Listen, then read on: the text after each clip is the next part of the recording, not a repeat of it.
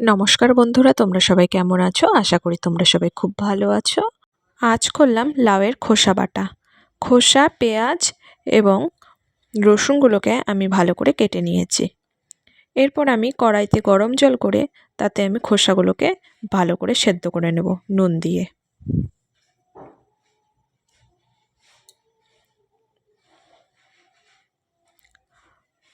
খোসাগুলো সেদ্ধ হয়ে গেছে। এরপর আমি কড়াইতে তেল দিয়ে তাতে দেব শুকনো লঙ্কা, কালো জিরে,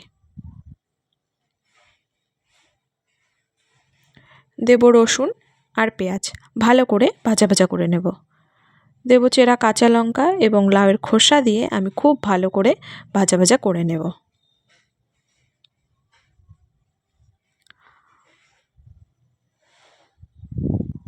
যে কোনো বাটাতেই সর্ষের তেল ইউজ করলে বাটাটা খেতে ভীষণ ভালো হয়। যেহেতু আমার কাছে সর্ষের তেল ছিল না, তাই আমি ইউজ করছি সাদা তেল। আপনারা সর্ষের তেলটাই ব্যবহার করবেন। এরপর মিক্সির জারে আমি ভরে মিক্সি করে নিলাম। খেতে দারুণ হয়েছিল। তো আপনারাও বাড়িতে ট্রাই করে দেখুন। তো ভিডিওটি ভালো লাগলে লাইক, কমেন্ট, শেয়ার করবেন এবং ফলো করে পাশে থাকবেন। দেখা হচ্ছে অন্য কোনো রেসিপি নিয়ে অন্য কোনো ভিডিওতে। ধন্যবাদ।